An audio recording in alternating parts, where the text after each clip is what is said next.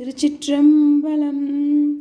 திருவிளையாடல் புராணத்தில் இன்னைக்கு 23வதா அந்தன பெருமான் பாலநாதல் பற்றியும் 24வதா கால் மாறிய ஆடிய ஆட்டம் பற்றியும் பார்க்கலாமா? இப்போ அந்தன பெருமான் பாலநாதல் பற்றி பார்க்கலாம். பாண்டிய திருநாட்டை விக்ரம பாண்டியன் நேர்மை தவறாத ஆட்சி புரிந்து வந்த சமயத்தில் மதுரை எம்பதியில் விருப்பாட்சன் அப்படின்ற ஒரு அந்தனர் வாழ்ந்து வந்துட்டுருக்காரு. அவங்களோட மனைவியோட பேர் சுபவிரதை. அவங்க 2 பேர்த்துக்கும் பல ஆண்டுகளாக குழந்தை இல்லாததுனால அவங்க ரொம்ப கஷ்டப்படுறாங்க. பலவிதமான சிவ தர்மங்களை செய்தும் செயற்கரிய விரதங்களை அனுஷ்டித்தும் வந்தாங்க. இப்படி அவங்க இருந்ததுனால அவங்களுக்கு அழகான ஒரு பெண் குழந்தையும் பிறந்தது.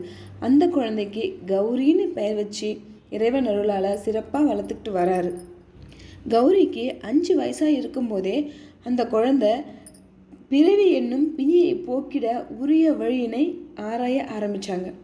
அவங்க அப்பாட்ட போய், அப்பா, இந்த பிறவி என்னும் பிணியை ஒழித்திட வல்ல திவ்ய மந்திரம் என்ன, எனக்கு கொஞ்சம் சொல்கிறீங்களா அப்படின்னு கேட்குறாங்க.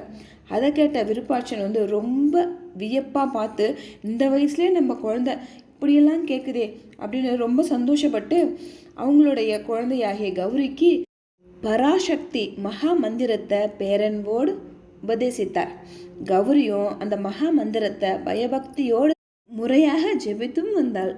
கௌரி பெரிய மனுஷி ஆனதுமே அவங்க அப்பாவான விருப்பாட்சன் இனி நம்ம பொண்ணுக்கு கல்யாணம் பண்ணி வச்சிடலாம் அப்படின்னு கௌரிக்கு ஏற்ற ஒரு வரனை தேடிட்டு இருக்காரு. அந்த சமயத்தில் வேற ஊர்லேருந்து வந்த ஒரு பிரம்மச்சாரி பிச்சை எடுத்துக்கிட்டு மதுரை மாநகரின் வீதியில் அப்படியே வந்துட்டுருக்காங்க.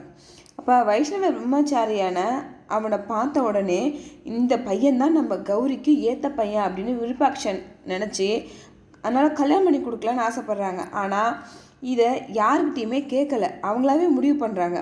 இதை தெரிஞ்சு அவங்க சொந்தக்காரங்க அப்புறம் அவங்களோட மனைவி எல்லாத்துக்கும் பிடிக்கல. இருந்தாலும் இவர் சமாதானம் பண்ணி அவங்களெல்லாம் கல்யாணம் பண்ணி வைக்கிறதுக்கு சம்மதம் வாங்கிக்கிறாங்க. பிரம்மச்சாரியின் குலம், கோத்திரம், சூத்திரம் என எல்லாத்தையும் ஆராய்ஞ்சு பார்த்தபோது எல்லாமே அவருக்கு பிடிச்சிருந்தது. ஆனால் அவங்க வைஷ்ணவன் அப்படிங்கிறத ஒன்று மட்டும்தான் குறையா இருந்தது. ஆனாலும் அந்த வைஷ்ணவ பிரம்மச்சாரியனுக்கு பொண்ணை கொடுக்கறதா முடிவு பண்ணிட்டாரு. வேத நெறிக்கு உட்பட்டு அந்த வைஷ்ணவ பிராமணனுக்கும் கௌரிக்கும் திருமணத்தையும் சிறப்பாக நடத்தி வச்சுட்டாரு. அப்புறம் பல சீர்வரிசைகளையும் மகள் கௌரிக்கு அவனுடைய கணவனுக்கும் கொடுத்து ஊருக்கு வழி அனுப்பி வைக்கிறாரு. தன்னோட மனைவியை கூப்பிட்டுக்கிட்டு அந்த வைஷ்ணவ பிராமணன் அவரோட சொந்த ஊருக்கு போகிறாங்க. அங்கே போய் அவங்க அம்மா அப்பாவை பார்க்குறாங்க. கௌரியையும் அவங்க மகனையும் திருமண குளத்தில் பார்த்த அந்த பிரம்மச்சரி அந்தனோட அம்மா அப்பாவுக்கு இந்த கல்யாணம் சுத்தமாக பிடிக்கவே இல்லை. அவங்க மனசு ரொம்ப கஷ்டமாயிடுச்சு, இப்படி நம்ம பையன் பண்ணிட்டானே அப்படின்னு. சிவ சிந்தனையோட சிவகோலம் கொண்டிருந்த மருமகளான கௌரியை அவங்க வெறுத்து ஒதுக்கி வச்சுருந்தாங்க. சில காலம் கழித்து அவங்க சொந்தக்காரங்களுடைய திருமணம் பக்கத்தூரில் நடக்குது. அதை பார்க்குறதுக்காக குடும்பத்தோடு எல்லாரும் போகிறாங்க. ஆனால் நம்ம கௌரியை மட்டும் வீட்டுக்குள்ளே பூட்டு போட்டு வச்சுட்டு போகிறாங்க. இப்படி பூட்டிய வீட்டுக்குள்ளார இருந்த கௌரி அப்படி மனசில் ரொம்ப கஷ்டப்படுறாங்க. அவங்க நினைக்கிறாங்க, நம்ம என்ன பாவம் பண்ணமோ தெரியல, இப்படி ஒரு வைஷ்ணவ குடும்பத்தில் கல்யாணம் பண்ணிக்கிட்டதுனால நம்ம கண்ணில் ஒரு சிவனடியார் கூட நம்ம பார்க்க முடியல அப்படின்னு ஏங்கி ரொம்ப கவலைப்படுறாங்க. சிவபெருமானின் பக்தியான கௌரியினுடைய மன கஷ்டத்தை பார்த்து அதை போக்கிட நினைக்கிறாரு சோமசுந்தர பெருமான். அதனால் ஒரு சைவ முதியவர் போல அப்படியே உருமாறிக்கிட்டு அவருடைய திருமேனியில் சிவ சின்னங்கள் சிறந்து விளங்க விருத்த வேதியராக அவங்களுடைய உருவத்தை மாற்றிக்கிட்டு இறைவன் அவருடைய பக்தியான கௌரியின் வீட்டுக்கு எதிரில் நிற்கிறாரு. தன் வீட்டின் முன்பாக நின்ற அந்த சைவ முதியவரை பார்த்த கௌரி ரொம்ப சந்தோஷப்படுறாங்க. அப்போ அந்த முதியவர் கௌரியை பார்த்து, எனக்கு பசிக்குதுமா, எனக்கு கொஞ்சம் சாப்பாடு கொடுக்குறியா அப்படின்னு கேட்குறாரு. கௌரியும் இப்படி அடியாருக்கு சாப்பாடு போட முடியாத மாதிரி இப்படி நம்மளை வீட்டுக்குள்ளே வச்சு பூட்டு போட்டு போயிட்டாங்களே அப்படின்னு மனசில் ரொம்ப வருத்தப்படுறாங்க. கௌரி மனசில் நினைக்கிறத உணர்ந்த அந்த முதியவர் நீ தொட்டா பூட்டு திறக்கும், நீ வேணா தொட்டு பாரு அப்படின்னு சொல்கிறாரா. கௌரியும் போய் அந்த பூட்டை தொட்ட உடனே பூட்டும் திறந்துக்குச்சு. கௌரிக்கு ரொம்ப சந்தோஷமாயிடுச்சு. உடனே வெளியில் போய் அந்த முதியவரை வீட்டுக்கு வர சொல்லி, உட்காந்துருங்க, நான் சீக்கிரம் சமைச்சு கொண்டு வந்துடுறேன் அப்படின்னு வேக வேகமாக சமையல் அறைக்கு போய் பார்த்து சமையல் பண்ணி பாசமாக அக்கறையாக அந்த முதியவருக்கு சாப்பாடு கொடுக்குறாங்க. கௌரி கொடுத்த அந்த சாப்பாடை சாப்பிட்டதுமே அந்த சைவ முதியவராய் இருந்த சிவபெருமான் ஒரு அழகான கட்டுடல் கொண்ட இளைஞனாக மாறிட்டார்.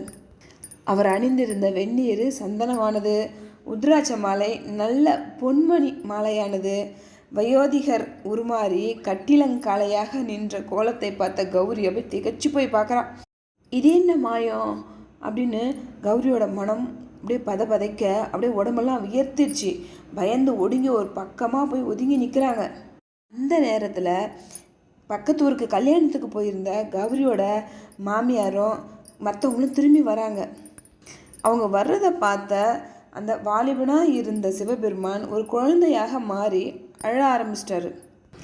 வீட்டில் குழந்தையோட அழுகுரல் கேட்டதுமே கௌரியின் மாமியார் பரபரப்போட உள்ளே போய் வீட்டுக்குள்ளே குழந்தை இருக்கிறத பார்த்துட்டு அப்படி திகைச்சு போய் இது என்ன குழந்தை அப்படின்னு கேட்குறாங்களா கோபமா. ஒரு நிமிஷம் கௌரிக்கே என்ன நடக்குதுன்னு புரியல, இருந்தாலும் சமாளிப்போம் அப்படின்னு அவங்க மாமியார்கிட்ட வேததத்தன்னு ஒரு அந்தனரும் அவங்க மனைவியும் இங்கே வந்தாங்க. அவங்க 2 பேரும் வெளியில் போகிறாங்களாம். அதனால் அவங்க திரும்பி வர வரைக்கும் இந்த குழந்தைய பார்த்துக்க சொல்லி என்கிட்ட கொடுத்துட்டு போயிருக்கிறாங்க அப்படின்னு கௌரி சொன்னதுமே மாமியாருக்கும் பயங்கர கோவம் வந்துச்சு. கொஞ்சம் கூட கருணையே இல்லாமல், இந்த சைவ குழந்தை மீது தானே உனக்கு அன்பு அதிகமாக இருக்குது, நீ எவ்வளோ நாள் ஆனாலும் நீ மாறவே மாட்ட, இனி நீ எங்கள் குடும்பத்துக்கே தேவையில்ல, விட்டு வெளியே போன்னு கௌரியையும் அந்த குழந்தையும் வெளியே தள்ளி கதவு சாத்திட்டாங்க. கை குழந்தையோட விட்டு வெளியே வந்த கௌரி என்ன செய்யறதுனே தெரியாமல் அப்படியே திகச்சு மனசு ரொம்ப கஷ்டப்பட்டுட்டு நிற்கிறாங்க. அழுதுட்டுருக்கிற அந்த குழந்தையோட முகத்தை பார்த்து அப்படியே கஷ்டப்படுறாங்க. சரி, இனி நமக்கு அந்த சிவபெருமான் தான் துணை அப்படின்னு சோமசுந்தர பெருமானை இடைவிடாத மனசில் நினச்சி உமா மகா மந்திரத்தை ஜெபிச்சாங்க. மந்திரத்தை கௌரி ஜெபித்த உடனே அவளது கையில் இருந்த குழந்தை அப்படியே டக்குன்னு மறைஞ்சு போயிடுச்சு. அப்போ ரிஷப வாகனத்தில் சிவபெருமான் உமாதேவியரோட கௌரிக்கு காட்சி கொடுக்குறாங்க. இறைவனை பார்த்ததுமே அப்படியே கௌரி அவ்வளோ சந்தோஷப்பட்டு சிவானந்த கடலில் அப்படியே மூழ்கி திளைக்கிறாங்க. உமா மகா மந்திரத்தை ஜெபித்து வந்த கௌரிக்கு சாரூபம் அளித்து அருளியதோடு மட்டுமல்லாமல் கௌரியையும் உமையம்மையின் திருவடிவாக்கி அவரோட ஐக்கியமாக்கிட்டாங்க. இதை பார்த்தா அங்கிருந்தவங்க எல்லாம் சிவபெருமானின் கருணையை நினச்சி இறைவனை போற்றி வணங்குறாங்க. தேவர்கள் மலர் மாறி பொழிந்தனர். கௌரியையும் சுந்தரேச பெருமானையும் தாங்கியவாறு ரிஷப வாகனம் விண்ணில் ஏறி சென்றது. கால் மாறி ஆடிய ஆட்டம் பற்றி இப்போ பார்க்கலாமா? ராஜசேகரன் அரசனா முடிசூட்டி கொள்ளும் பருவம் வந்தவுடனே விக்ரம பாண்டியன் ராஜசேகரனுக்கு முடிசூட்டி வச்சுட்டு அவரோட வாழ்வின் கடைசியாக பூலக வாழ்வை விடுத்து சிவலோக பதவியை அடைஞ்சிட்டார். முடிசூட்டிக்கிட்ட பாண்டிய மன்னனான ராஜசேகரனும் அவங்களுடைய முன்னோர்கள் வழியில் அறநெறி வழுவாத அரசாட்சி புரிஞ்சு வந்தாங்க. ஆய கலைகள் 64ல் 63 கலைகளை கற்று தேர்ந்தார். 64 கலைகளில் ஒன்றான பரத கலையை மட்டும் வெள்ளையம்பலத்தில் நடனமாடும் நடராஜ பெருமானின் மீதிருந்த பக்தியின் காரணமாக கற்றுக்கல. ஏன்னா நடராஜர் பெருமானுக்கு இணையாக நம்ம பரத கலையை கற்றுக்கக்கூடாதுன்னு ஒரு மனசில் நினச்சிட்டு இருந்தார். மதுரையை பாண்டியன் ராஜசேகரன் ஆண்டு வந்த அதே காலகட்டத்தில் சோழ நாட்டினை கரிகால் பெருவளத்தான் அப்படின்ற ஒரு புகழ்பெற்ற மன்னன் ஆண்டு வந்தான். அவன் ஆயக்கலைகள் 64 கற்றதோடு மட்டும் இல்லாமல் அறிவுலையும் சிறந்தவனாக இருந்தார். ஒரு நாள் சோழ நாட்டின் ஆஸ்தான வித்துவான் பாண்டிய மன்னனான ராஜசேகரனை பார்க்க வந்தார். பாண்டிய மன்னனை பார்த்து, தென்னகத்து வேந்தே, எம் வேந்தன் கரிகால் சோழன் ஆயக்கலைகள் 64 வல்லவன். ஆனால் உங்களுக்கு 64 கலைகளில் 63 கலை மட்டும்தான் தெரியும், பரதக்கலை உங்களுக்கு தெரியாது. அதனால் நீங்கள் இனிமேல் நான் சகலகலா வல்லவன்னு யார்ட்டையும் சொல்லக்கூடாது அப்படின்னு வேற பேச்சோட பேச்சை சொல்லிட்டு போகிறாரு. சோழ நாட்டு வித்வான் சொன்னதை கேட்ட பாண்டிய மன்னனோட மனசு ரொம்ப கஷ்டப்பட்டுச்சு. எம்பெருமானுடைய திருநடனத்தை சிறியனாகிய நானும் கற்றுக்கணுன்னு இறைவன் நினைக்கிறார் போல இருக்கு. அதனால் நாமளும் பரதம் கற்றுக்கலான்னு முடிவு பண்ணுறாரு. அதனால் பரத கலையில் தேர்ச்சி பெற்ற பல கலைஞர்களை வரவழைச்சு அவங்க மனம் மகிழுமாறு நல்லாடைகள், பொன்மணிகள், ஆபரணங்கள் என எல்லாத்தையும் கொடுத்தாரு. அப்புறம் அக்கலைஞர்கள் மூலயமா பரத கலைனை முறையாக கற்றுக்கிட்டாரு. நவரசங்கள், 10 வகை மெய்ப்பாடுகள், 24 வகை அபிநயங்கள், அனைத்து வகை ராகங்கள் என எல்லாவற்றையும் பாண்டிய மன்னன் தெளிவாக கற்றுக்கிட்டாரு. அவர் நாட்டியமாடி பயிற்சி எடுக்கும்போது அவர் உடம்புல சோர்வும் வலியும் அப்படி ஒரு சேர இருந்துதான். உடனே பாண்டிய மன்னன் சிந்தனை எல்லாம் வெள்ளியம்பலத்தில் திருநடனமாடும் நடராஜ பெருமானே நினச்சிட்டு இருந்தாராம். நமக்கே இப்படி வலிக்குதுன்னா சதா சர்வகாலமும் நடனமாடிக்கிட்டே இருக்காரே நம்ம நடராஜ பெருமான், அவருக்கு எவ்வளோ வலிக்கும், அதுவும் அவர் எப்பவும் ஒரே காலே ஆடிட்டு இருக்காரு அப்படின்னு நினச்சி ரொம்ப வருத்தப்படுறாரு. சரி, நம்ம கோயிலுக்கு போகலான்னு எழுந்திரிச்சு கோயிலுக்கு போகிறாரு. அன்னைக்கு தான் புனித தினமான சிவராத்திரி.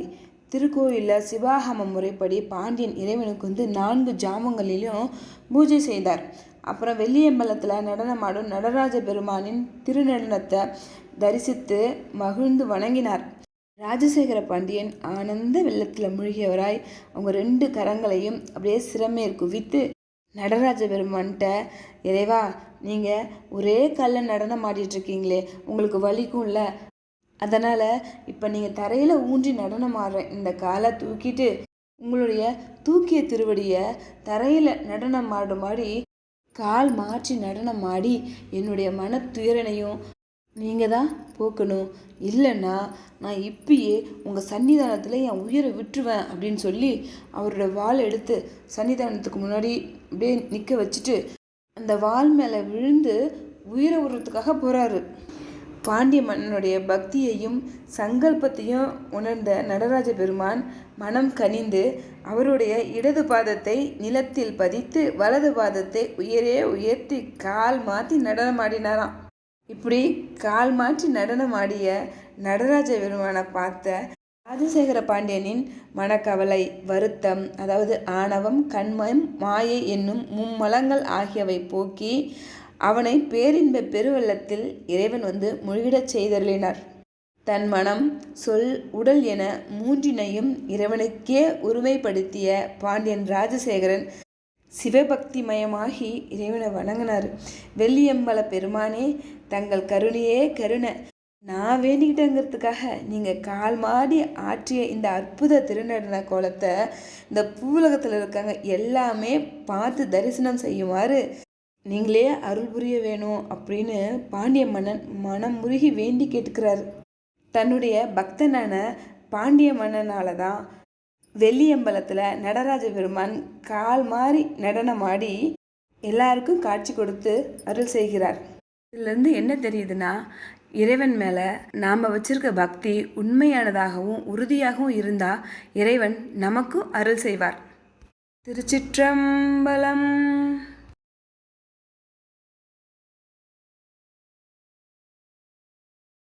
இந்த பதிவு உங்களுக்கு பிடிச்சிருந்தா லைக் பண்ணுங்கள், ஷேர் பண்ணுங்கள், மறக்காமல் இந்த சேனலை சப்ஸ்கிரைப் பண்ணுங்கள். இந்த பதிவு பார்த்ததுக்கு ரொம்ப நன்றி.